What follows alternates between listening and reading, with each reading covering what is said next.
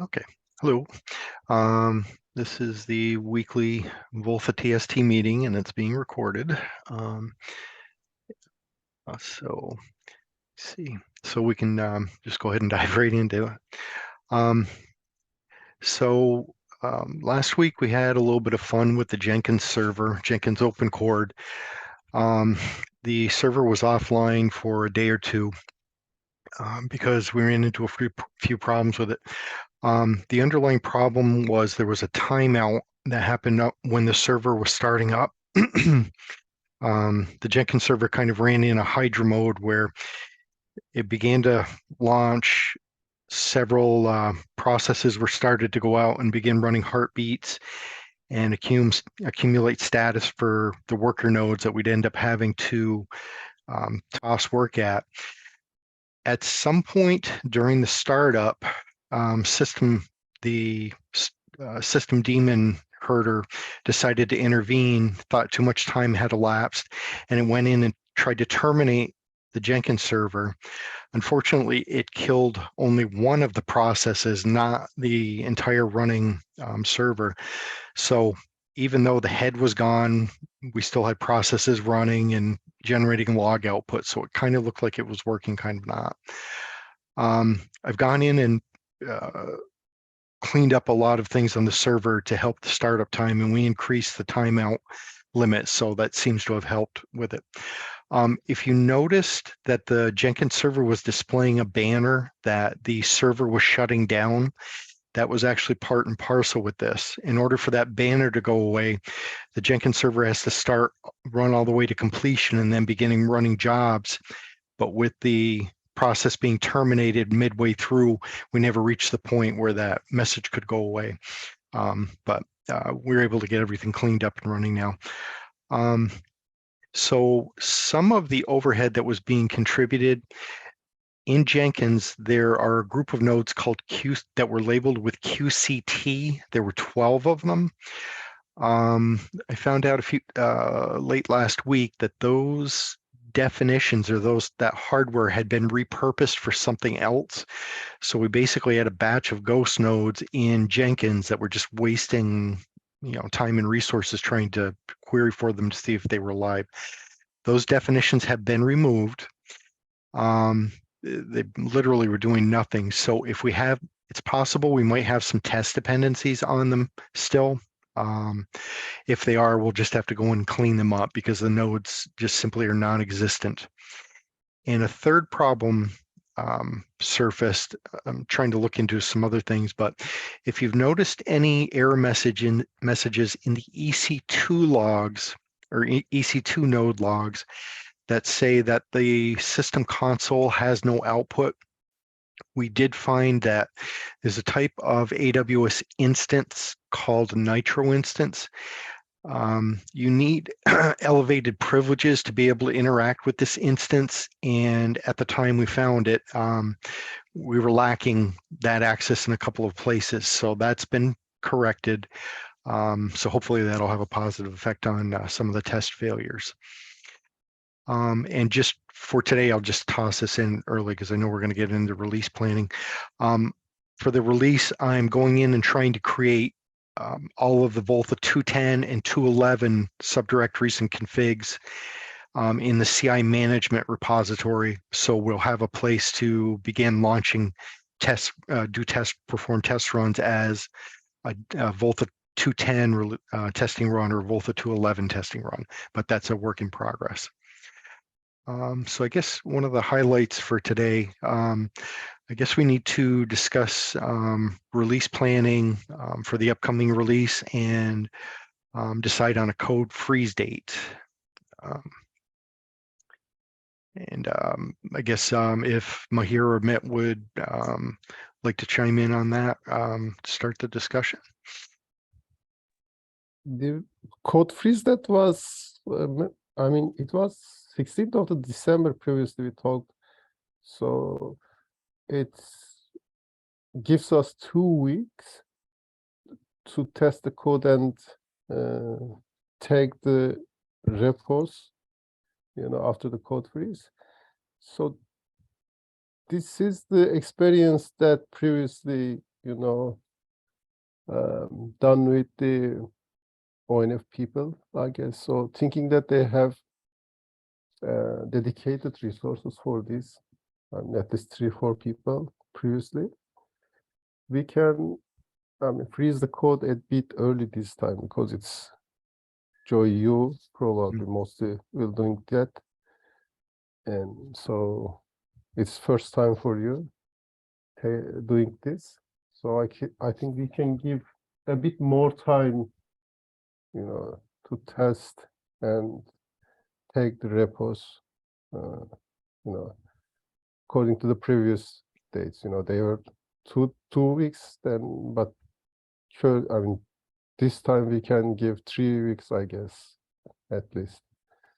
So I propose to have the code freeze at 9th of December this time.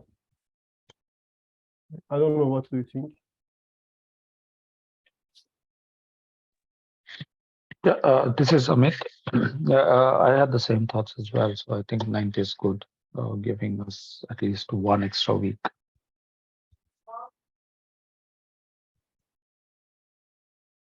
Do we know the release procedure, by the way, how we are gonna do that? That's this is Joey. That's some of the stuff I'm figuring out right now. I'm trying to create the Okay. pieces so that we can run tests for the 2.10 release. We also have to do branching and tagging in the Helm chart repository and the component repositories. But most of that is documented, so it's just a function of going through it all. Great. I also noticed something that someone in the Slack was trying to test the latest VOLTHA OLT adapter, but when he tries to deploy the VOLTHA, he was getting an older VOLTHA Open OLT adapter version. So I think there is also a problem there. I believe you are also trying to figure out, Joey, what is the problem there, right? This is the first I've heard of it, but digging through some of the release scripts, there is a hard-coded list of command versions that were frozen, like for VOLTHA CTL. I'm assuming that should be the same type of thing for the OLT adapter. We probably just have to bump the actually, that's kind of strange. The latest, we should be using the latest, I would expect, for the unfrozen one. Were they doing a 2.9 release or trying to deploy 2.9 by chance, or was it they're trying to do the latest? I believe he was trying to deploy the latest. As far as I remember, I'm not sure, by the way, when you try to install via the Helm charts, you should be able to get the latest images. But what I see, we have the latest image in the Helm repository. I'm sorry, in the Docker repository. There is the correct image in the Docker repository, but when we try to install via the Helm chart, it is getting a 3 version earlier OLT adapter.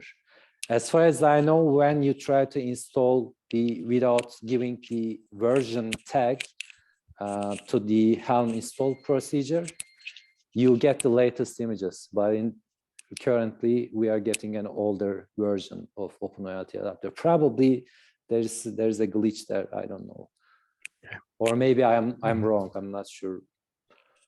I'll tell you what, if you want to if you can capture the details of the problem in a Jira ticket, we can take a look at it.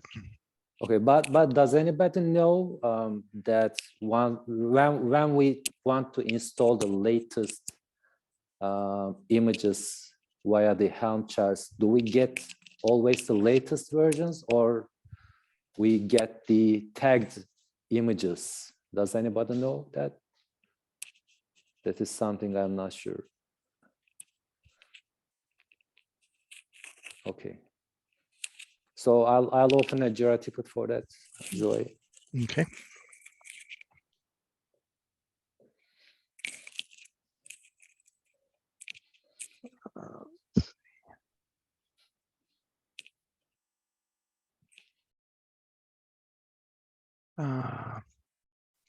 Okay, so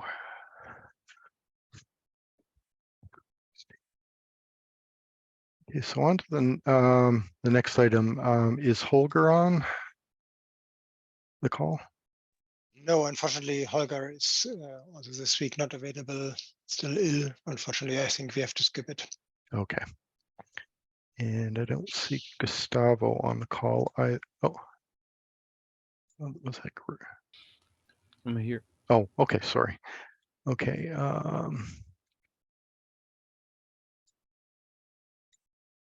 So for VOLTHA 4746, just look back through here. So this is going back a little bit. Okay, so we did run a battery of regression tests against your patch. Trying to remember. So there were some failures that showed up, but they were pre-existing failures in we did a baseline test of the jobs before trying to test your patch, and these failures were showing up beforehand, so they're probably related to the code. I want to say Torsten suggested running the test job with some other switches, but we haven't done that part yet. I wasn't sure if they were needed or not. Joy, I think there is this issue. I mean, we shouldn't follow it with like Gustavo's task, because the task is, I think, done Okay. and the patch is merged. But problem here is we have some periodic tests, BBSIM tests running on Santa Clara site are failing sometimes. Okay, they're not stable, they're not running stable. So we have to dig into this and check the logs, etc., and find the problem there. The jobs are listed in, in the meeting notes. The periodic software upgrade test BBSIM and periodic VOLTHA multiple OLT test BBSIM, and each of them have separate tasks. So we have to follow this item, I mean, like checking this jobs and find the problem there and solve it. It's no more about this Gustavo's patch, I think. Okay.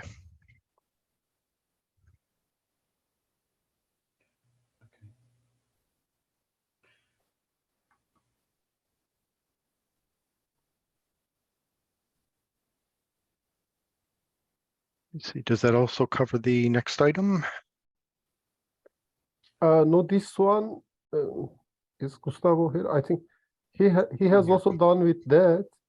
He upstreamed the patches, and patches are there, I think, for all OLT adapter one, and for RW core another one. Needs to be reviewed, So if people review it, yeah, Gustavo, you're here, I guess. Okay. Please, Yes, please go ahead. and also like we need review, right? And also I'd appreciate that somebody test it. I already uploaded images to Docker Hub, as you can see my comment there. So if somebody could make tests, I would appreciate, and also the reviews as well. These are the updates.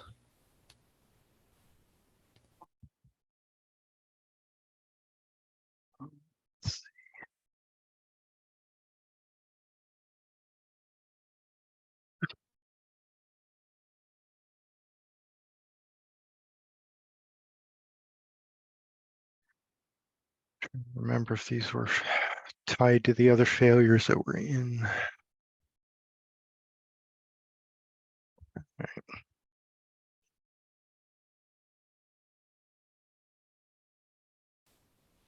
As far as I remember, that issue happened while we were testing manually.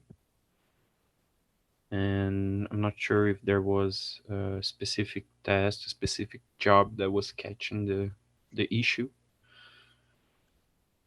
So I think it's isolated.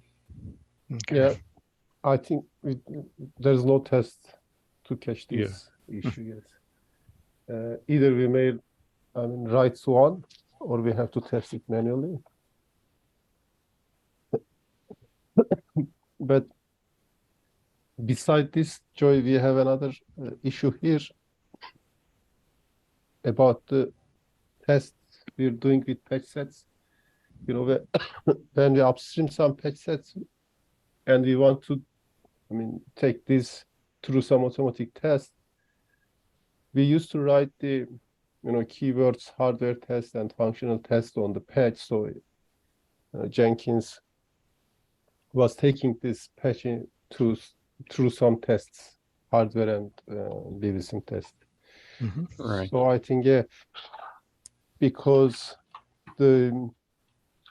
these tests were depending to the Santa Clara site, we currently unable to take these patch sets through some tests. So this is another problem we have to solve. Yeah, actually before the release. So Oh, excuse me. we can, I was going to say the hardware failures were the known piece of it. One question: I've been noticing some BB-SIM test failures showing up when those are supposed to be running as a simulator, hardware independent. Could we be running trying to run the BB-SIM tests on the hardware tests or the hardware that's offline? So it's basically a critical point of failure for both test suites, both the hardware and the software. I think I couldn't catch you. What do you propose to run the BBC test where?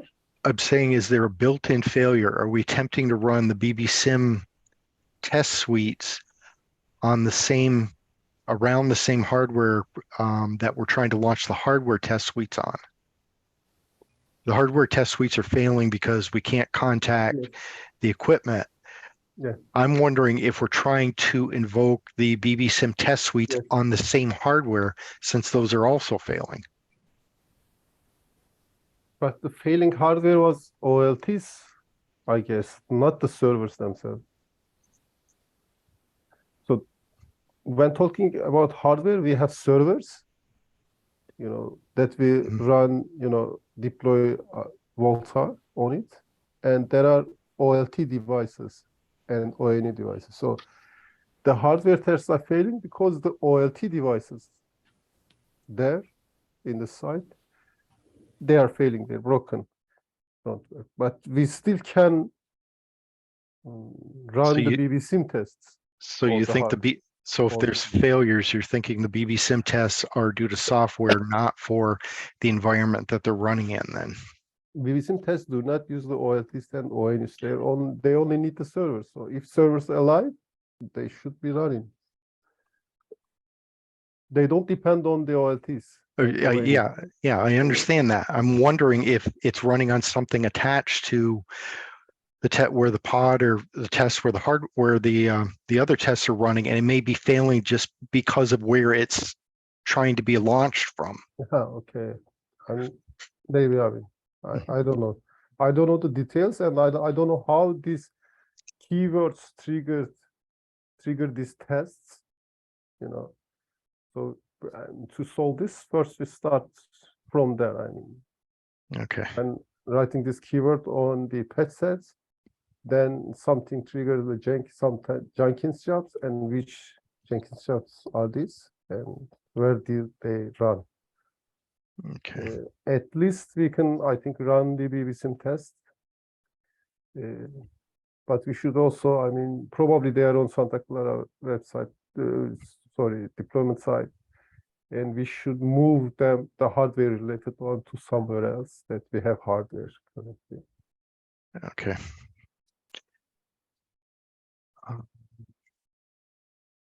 Well, I guess, could you open a ticket with the 2 keywords that you're including with the commit to trigger the patches, and we can start from there then.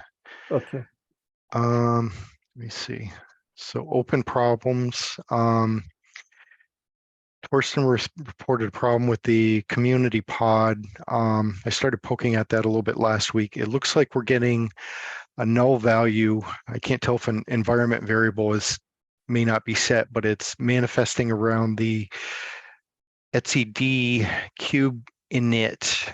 And basically that's one of the setups for failures, for test failures. I'm still poking at that.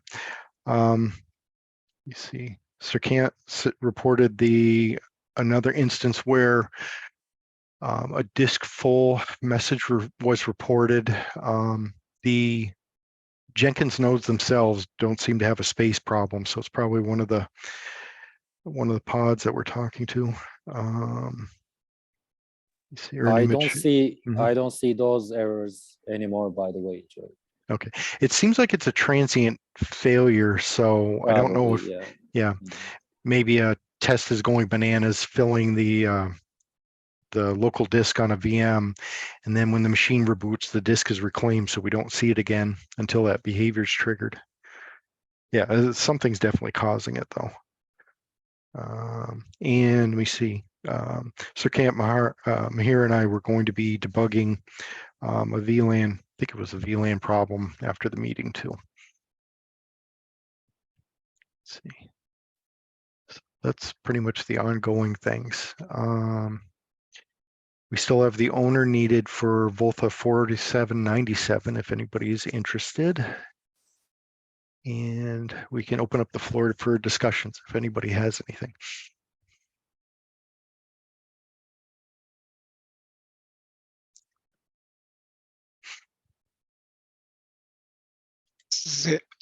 There is a problem that I'm not sure I reported it in the doc, but it's gone for whatever reason. So I'm just explaining it to you. So in the jobs that are run, the output of the robot is not visible in any browser anymore. And there is a page for this one. I'm trying to recover this information. I'm not sure why this is gone.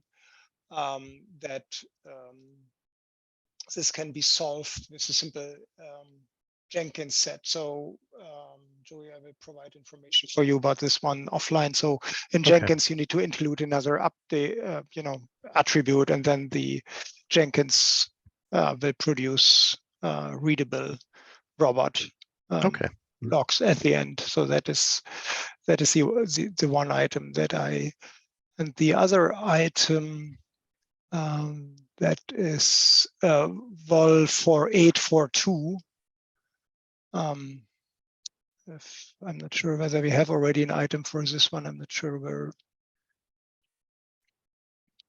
Let me see. So yeah, if you can just 4842. Yeah. Very quick question: is the change in the robot 4842? 4842. All right. Is the change in the robot web page, is that something relatively new, or has that been a problem? Yeah, that is relatively new in terms of last 2 weeks or so, something like this, or okay, so something 3 weeks. So that is a security issue in the script execution and the generated code, and therefore you have to generate in the robot generation without certain flags, and then it's working. Okay. Yeah, but I can offline. I will update you. Okay, no worries. Okay, and in this one, if you go to the very down, there we have still the problem that the whole pod 1 and the community pod 1 is not working, and the issue is owners is not coming up. And that needs to resolve so that the community pod 1 is still working, so that if this could be solved somehow. Okay, yeah, I think this one's in my rotation too. I've got a few right now. Yeah. If you could put up this one again, Yeah. somewhere, that would be nice. Yes. Yeah. Yes. Yeah, okay.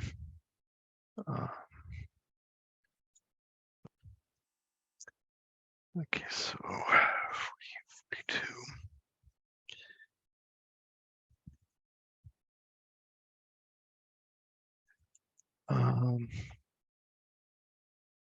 There, just so you know, there are several Jenkins tickets open for the bulk test failures, for the release setup, documentation changes, things like that. They're searchable if anybody would like to grab any of them, or familiar with them, by all means, feel free. Other than that, I'll just keep picking away at the failures in the release. And does anybody else have anything to add? Just like to ask, I guess I lost a piece of information. Was it defined the day for code freeze? I think Mahir said 3 weeks early, maybe. Yeah, I think the proposal was 9. 9 December. Okay.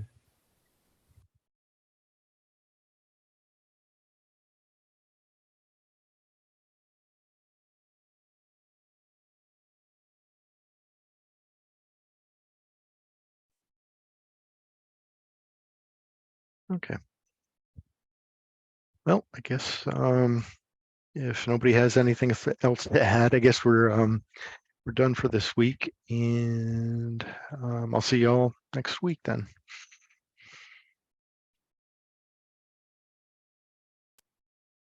Thank you. Okay. See you. Yeah. Thank you. Okay, Thanks. see you. Thanks. Serkan, Joy, see you Yeah. Mhm. Yeah. in 5 minutes. Sure.